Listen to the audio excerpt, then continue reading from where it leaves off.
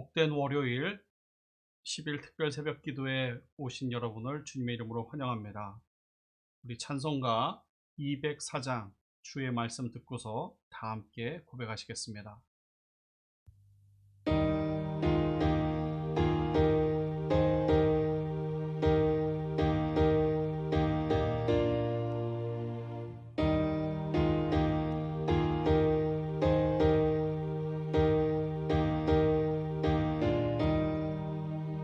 주의 말씀 듣고서 준행하는 자는 반석 위에 터닫고 집을 지음 같아.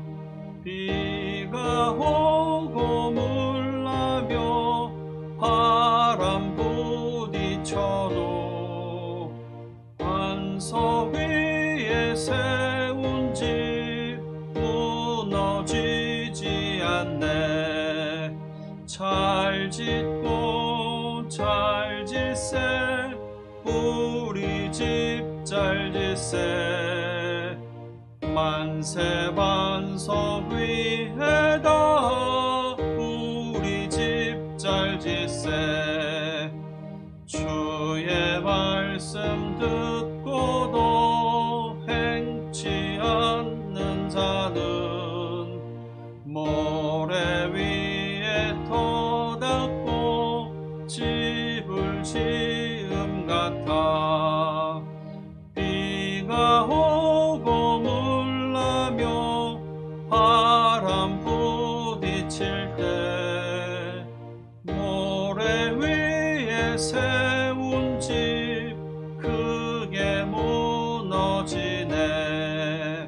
잘 짓고 잘 짓세 우리 집 잘 짓세.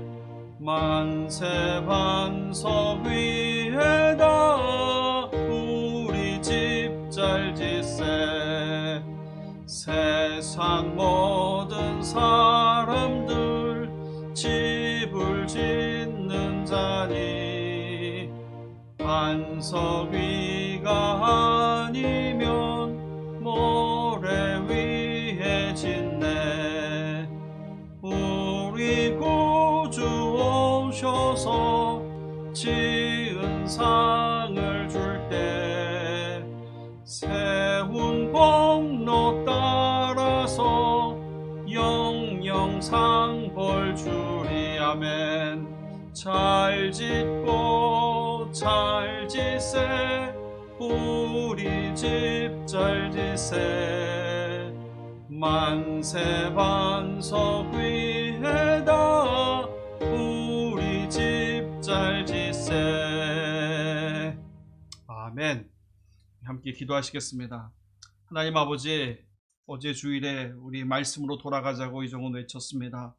또 우리 사랑하는 성도님들은 하나님 말씀을 받아들이며 그 말씀을 마음에 새기고 또 지혜가 부족할 때는 정말로 간구함에 응답하시는 주님을 믿고 의지하기로 결단하였사오니 주여 이번 한 주간 또 아버지 하나님 저희들 인생 가운데 말씀으로 복된 한 주, 복된 인생 될 수 있도록 은혜 덧입혀 주옵소서. 이 모든 간구 살아계신 예수의 이름으로 기도합니다. 아멘. 오늘 저와 여러분이 함께 묵상할 하나님 말씀은 신약성경 마태복음 7장입니다. 마태복음 7장 21절에서 27절 말씀 같이 한 목소리로 읽도록 하겠습니다. 같이 읽겠습니다. 나더러 주님 주님 하는 사람이라고 해서 다 하늘나라에 들어가는 것이 아니다. 하늘에 계신 내 아버지의 뜻을 행하는 사람이라야 들어간다. 그날에 많은 사람이 나에게 말하기를 주님 주님 우리가 주님의 이름으로 예언을 하고 주님의 이름으로 귀신을 쫓아내고 또 주님의 이름으로 많은 기적을 행하지 않았습니까? 할 것이다. 그때 내가 그들에게 분명히 말할 것이다. 나는 너희를 도무지 알지 못한다. 불법을 행하는 자들아 내게서 물러가라. 그러므로 내 말을 듣고 그대로 행하는 사람은 반석 위에다 자기 집을 지은 슬기로운 사람과 같다고 할 것이다. 비가 내리고 홍수가 나고 바람이 불어서 그 집에 들이치지만 무너지지 않았다. 그 집을 반석 위에 세웠기 때문이다. 그러나 나의 이 말을 듣고서도 그대로 행하지 않는 사람은 모래 위에 자기 집을 지은 어리석은 사람과 같다고 할 것이다. 비가 내리고 홍수가 나고 바람이 불어서 그 집에 들이치니 무너졌다. 그리고 그 무너짐이 엄청났다. 아멘. 오늘은 마태복음 7장 말씀을 가지고 일단 말씀대로 해본다 하는 제목으로 같이 하나님 말씀 나누도록 하겠습니다. 전 세계에서 가장 고층 빌딩이 많이 모여있는 대표적인 곳은 아마도 뉴욕의 맨하탄일 겁니다. 높이가 240m나 되는 라디오 시티 빌딩이 있고, 또 크라이슬러 빌딩은 315m, 엠파이어 스테이트 빌딩은 375m나 됩니다. 지금은 추억 속으로 사라진 역사적인 건물 월드 트레이드 센터, 쌍둥이 빌딩이라고 하죠. 그것은 405m. 지금은 그 무너진 자리에 원 월드 트레이드 센터라고 해서 새롭게 지은 그 센터가 541m나 됩니다. 일종의 작은 섬이라고 할 수 있는 이 작은 맨하탄 지역에 이처럼 거대한 고층 빌딩들이 들어설 수 있는 이유가 뭘까? 그것은 바로 단단한 암석으로 이루어진 지층 때문에 그렇습니다. 단단한 기초가 있다는 것이 이만큼 엄청나고 위대한 그런 건축물과 밀집도를 가질 수 있는 거죠. 예수님께서는 기초가 중요하다는 것을 강조하기 위해서 산상수훈 말씀을 마치면서 결론 부분에 두 사람의 집을 짓는 이야기로 마무리를 짓습니다. 모래 위에 집을 지은 사람을 가리켜서 어리석은 사람이라고 말씀하시고, 반석 위에 집을 지은 사람을 보고는 지혜로운 사람이라고 말씀하셨습니다. 공통점이 있다면 당시에 두 사람은 모두 집을 지을 필요성이 있었던 것 같습니다.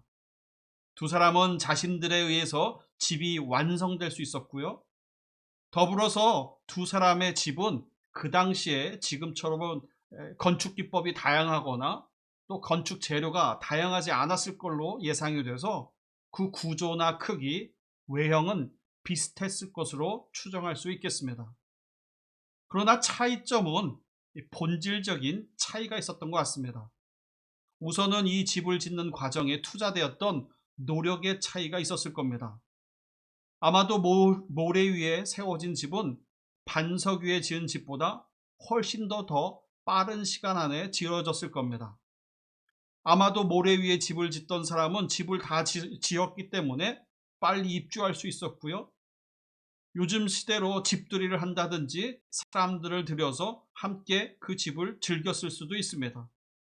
하지만 반석 위에 집을 지은 사람은 그 당시 사람들이 어리석다고 비웃거나 조롱했을지도 모르겠습니다. 누가복음 6장 48절에 보면 그가 땅을 깊이 파고 반석 위에다 그 기초를 놓았다라고 했습니다. 당시나 지금이나 건기와 우기가 그 당시 지역에 있었을 겁니다. 대부분은 사막 같은 기후여서 성경대로 하나님께서 이른 비와 늦은 비를 맞춰주지 않으면 농사 자체가 어려울 정도로 더운 지역이었을 겁니다. 그런데 빨리 집을 지면 됐지 무슨 반석으로 된 기초를 찾고 그 위에다 주초를 파고 거기다가 기초를 놓을까? 이런 차이가 있었겠죠. 또 다른 차이가 있다면 시련을 견딜 수 있느냐 하는 차이였습니다. 성경에서 보면 비가 내리고 홍수가 나고 바람이 불어서 그 집에 들이쳤다라고 했습니다. 두 집은 현저한 차이가 드러난 것이 바로 이 순간이었습니다. 소위 말하는 시련이 있고 기대하지 않았던 사고가 벌어졌고 그 상황 가운데 한 집은 흔적도 없이 사라졌고 또 한 집은 굳건하게 서 있었습니다. 무엇보다도 본문에서 말씀하고 있는 이 어리석은 사람과 지혜 있는 사람의 가장 큰 차이가 무엇인가? 그것은 바로 기초에 있었습니다. 기초 위에다, 그것도 반석이라는 기초 위에다 세웠기 때문입니다. 반석이라는 기초가 무엇일까? 신약 성경 안에서는 반석이라면 예수님 또는 예수님께서 하셨던 말씀을 가리킨다고 볼 수 있겠습니다. 바울이 기록했던 고린도전서 1장에도 보면 아무도 이미 놓은 기초이신 예수 그리스도밖에 또 다른 기초를 놓을 수 없습니다 라고 했습니다. 집 짓는 과정을 한번 생각해 보세요. 반석 위에 집을 짓는 사람은 무모하리만큼 그 반석 위에 집을 짓느라 시간을 많이 보냈을 겁니다. 예수님 말씀대로 해보려고 노력했던 거죠. 세상 사람들 보기에는 야, 뭐하러 말씀을 그렇게 깊이 파? 매일 그것을 왜 이렇게 노력을 해? 라고 할지 모르겠으나 험난한 인생 가운데 우리가 예기치 않았던 어떤 사고나 사건, 시련이나 시험을 만날 때 그 믿음의 진가가 드러난다고 할 수 있겠습니다. 그래서 저와 여러분, 예수님이라는 기초, 예수님께서 하셨던 말씀이라는 반석 위에 우리의 집을 지었으면 합니다. 그래서 오늘 말씀의 제목을 일단 예수님의 말씀대로 해보자, 순종하자는 제목을 삼아 보았습니다. 인생에는 경험에 한계가 있고 환경에 한계가 있고 지식이나 우리들이 할 수 있는 능력에 한계가 있습니다. 그래서 저와 여러분, 느낌대로 믿거나 우리의 경험대로 믿거나 우리의 생각대로 믿는 것이 아니라 하나님 말씀의 근거에서 좌로나 우로나 치우침이 없이 하나님 말씀 그대로 믿고 그대로 따르는 것이 필요하다 할 수 있겠습니다. 그래서 우리는 말씀대로 믿는다 하는 것을 어떻게 생각하고 배우고 있죠? 성경이 그렇다고 하면 그런 줄 알고, 아니라고 하면 아닌 줄 알고, 성경에서 하라고 하면 해보고, 성경에서 하지 말라면 하지 않는 것을 우리들의 가장 믿음의 기초로 생각하고 믿고 있습니다. 그것이 바로 성경대로 사는 삶이요, 신약교회의 회복을 위해서 사는 그리스도인의 삶이라 할 수 있겠습니다. 하나님께서 내 인생 가운데 원하시는 것이 무엇인가 하고 분별하고, 분별한 하나님 말씀대로 해보려고 순종하는 것, 그것이 바로 우리 교회 공동체, 믿음의 공동체, 예수님의 사랑의 공동체면서 하나님께서 맡겨주신 사명을 이루는 사명 공동체의 모습이어야 합니다. 그래서 교회는 예수님의 뜻대로 사는 사람들의 모임입니다. 교회 존재 목적도 마찬가지 아닙니까? 말씀에 순종해서 예수님의 제자를 삼기 위해서 가고, 제자를 삼으려니까 복음을 전해서 침례를 주고, 그가 예수님의 말씀대로 사는 믿음의 사람이 되게 하기 위해서 분부하신 모든 말씀을 지키도록 가르치는 겁니다. 그런데 한번 세상 사람들을 보십시오. 그들이 갖고 있는 문제 때문에 갈 길을 못 찾아 헤매고 제 소견에 옳은 대로 나아갑니다. 어떤 사람은 삶의 의미가 없다고, 허무하다고, 인생이 무상하다고 얘기합니다. 정말 그럴까요? 아닙니다. 하나님께서는 우리 삶의 존재의 목적, 우리 교회의 존재의 목적을 분명하게 말씀해 주셨습니다. 하나님을 예배하고 하나님께 영광 돌리는 삶, 이 세상에 나 하나만 있는 것처럼 우리를 사랑하셔서 독생하신 예수님을 보내주신 아버지 하나님의 사랑을 받는, 사랑받는 아들과 딸로서의 삶이 있습니다. 그래서 인생의 목적이 없다, 어디로 가야 될지 모르겠다, 오해하면 안 됩니다. 성경에서 말씀하셨어요. 너희는 가서 모든 족속으로 제자를 삼아 아버지와 아들과 성령의 이름으로 침례를 주고 내가 너희들에게 분부한 모든 것을 지키도록 가르쳐라. 내가 땅끝 끝날까지 너희와 함께 하겠다라고 약속해 주셨습니다.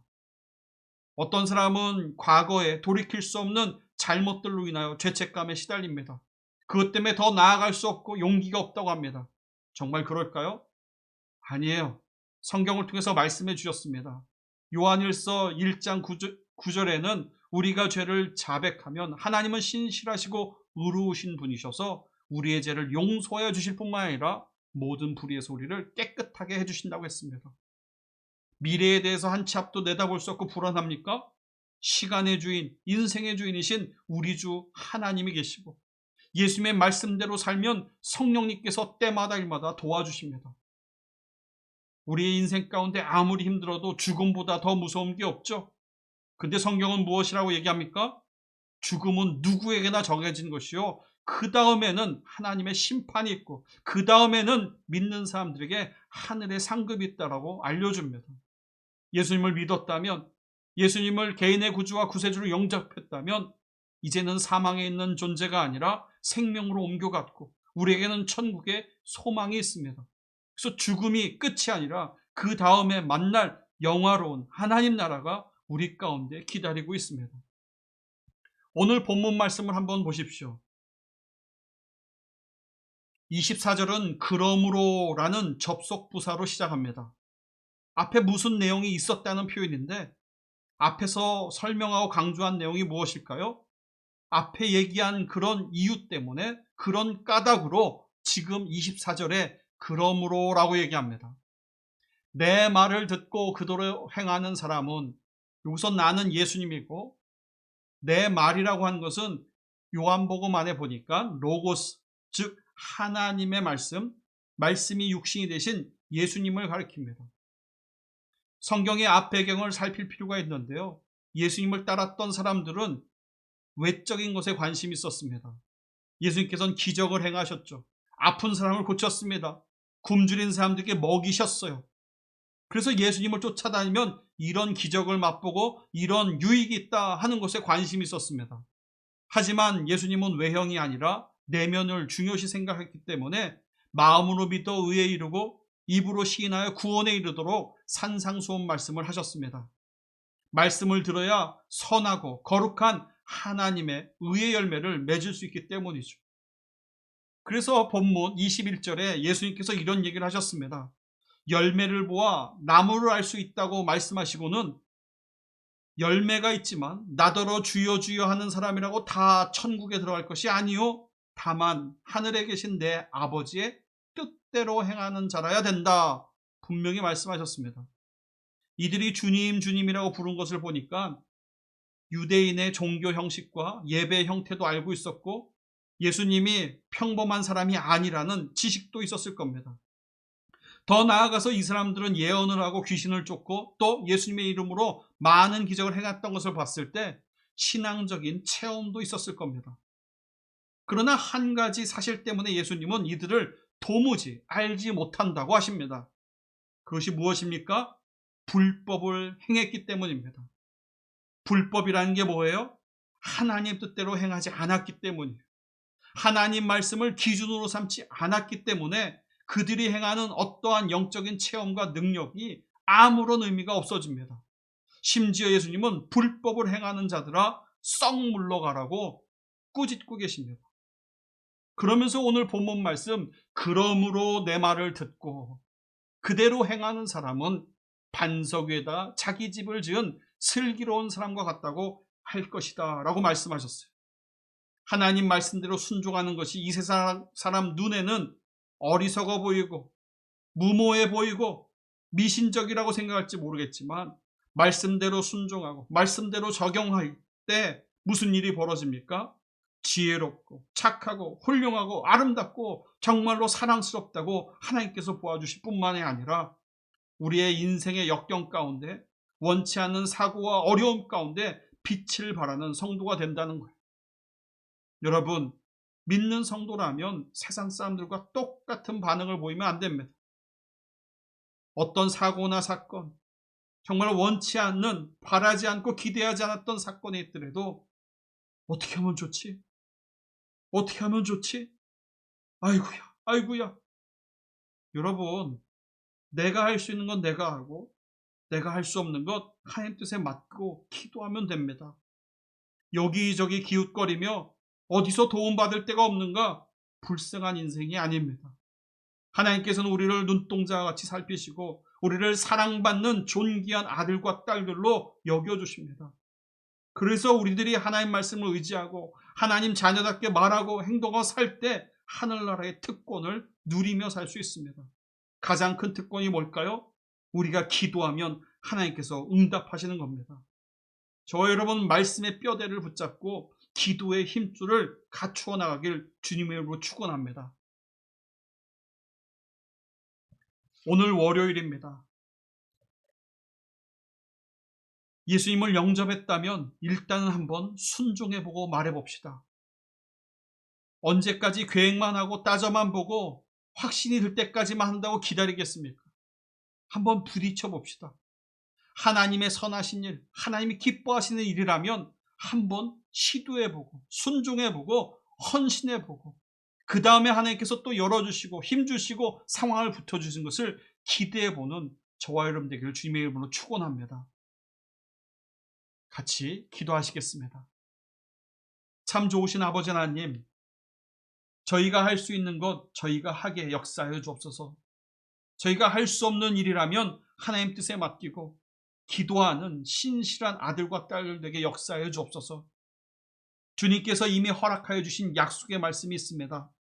그것을 의지하고 받아들이며 자녀로서 누릴 수 있는 특권인 기도를 행사하며 하나님께서 저희들에게 맡기시고 부탁하시고 명령하신 일들을 잘 분별하며 느낌대로 믿지 않고 하나님 말씀대로 믿어 말씀의 뼈대와 기도의 힘줄을 갖춰가는 저희들의 한 주간 인생이 되게 축복하여 주옵소서.